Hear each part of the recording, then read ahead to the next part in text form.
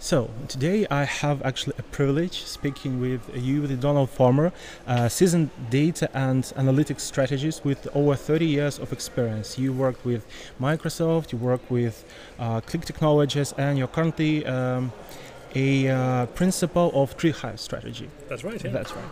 And it's actually a pleasure to meet you. I enjoyed your speech. It was analytical structure and actually very inspirational. There are a lot of things going around AI right now, and I'm not that much part of that conversation for the time being, but I enjoy every little bit I can get from around. And one of the ideas I heard from you, and I'm not sure, but please correct me if I'm wrong. The key idea is that the AI tried to reproduce what we do, what humans do, but yet it doesn't understand the mechanics, thus it couldn't replace the person. So my question was, is there a way, is there a possibility, an opportunity maybe to teach the AI with all the mechanics, or it's impossible with today's limitations in technology or whatever? That's a very interesting question. Yeah, my point was that AI, especially generative AI, so the type of AI that you see with ChatGPT, for example, right? Yeah. Or the type of AI which draws images like DALL-E or Midjourney. What they're trying to do is, in a sense, recreate in human language or human illustrations, and they do that by trying to reproduce the final effect of something, but they don't understand the mechanisms. That's true. Yeah. I gave an illustration of somebody eating a bowl of noodles with chopsticks, and they had 7 fingers and 3 chopsticks or something like that. It's just right. But you can do something similar with the language model. You can get it to generate incorrect sentences, incorrect language. So what's going on there? Well, it's trying to create the effect of something, but it doesn't necessarily understand the mechanics of the structure. And human beings actually do understand the mechanics of the structure. Right. But also we get hung up because we're so focused on the mechanics that sometimes we can't draw what we see, sometimes we can't write fluently because we're so hung up on getting it working right. So the big question is, can we then teach the AI the mechanics? Exactly. And the answer is yes, we can. Okay. But we have to know which mechanics to teach it.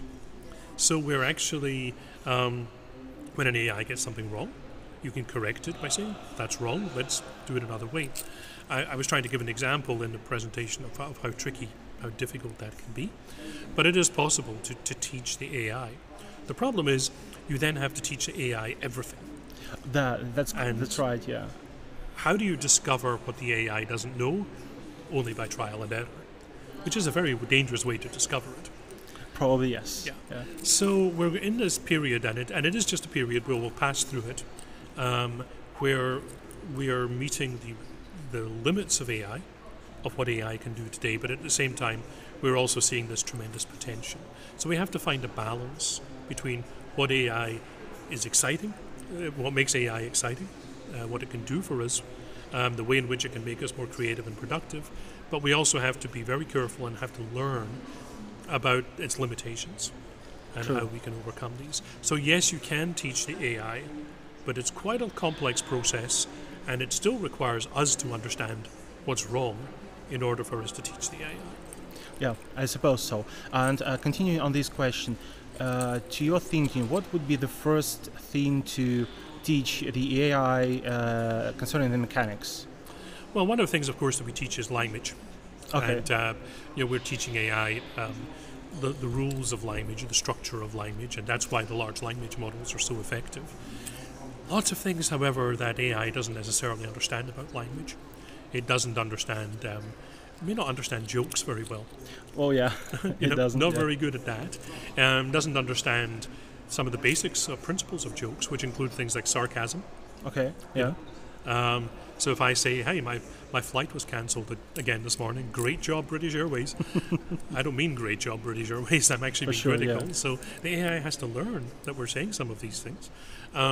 And so some of those ways in which we communicate, and also all our non-verbal communication or tone of voice, all of these things the AI would have to learn in order to become as good at language as human beings are. Oh, yeah.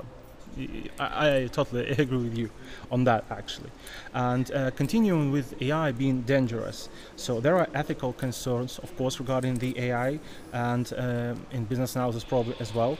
So what are the key ethical challenges you think are with the AI right now, maybe even concerning the business analysis job?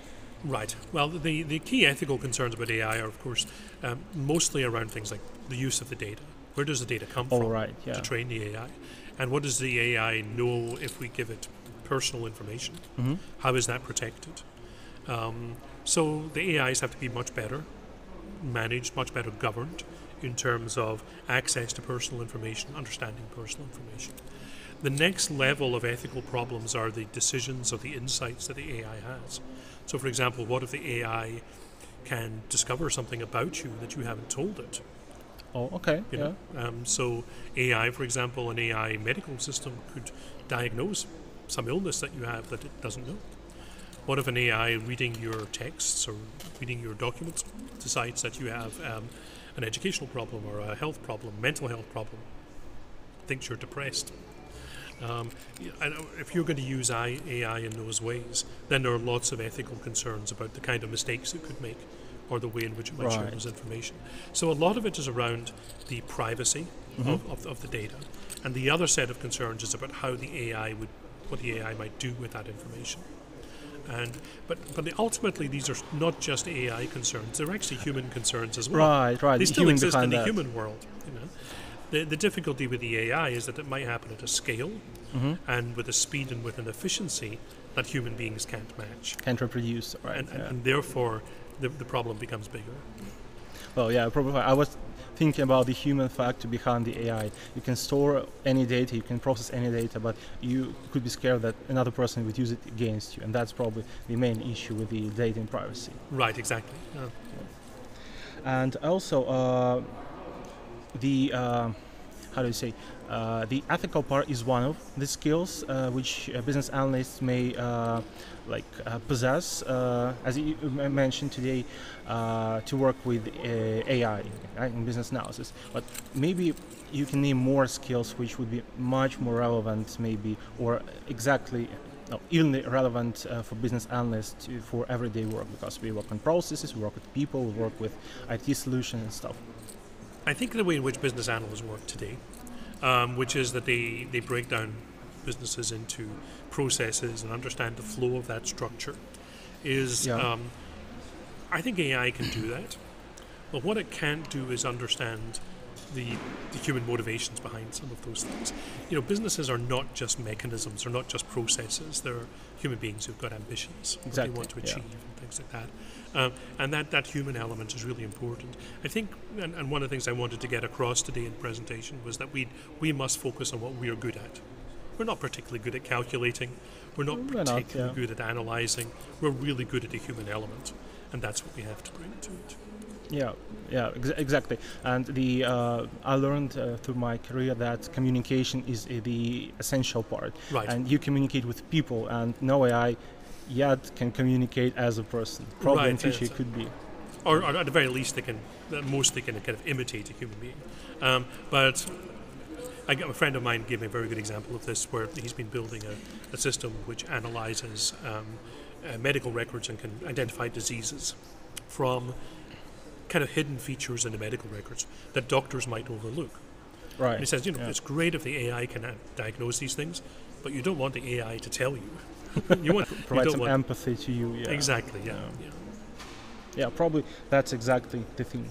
And just one more thing I wanted to ask, and it's popped in right during your speech. You mentioned pharma law, right? So it's a law of your own creation, and you mentioned that you have a few more. Could you just share a few more with us?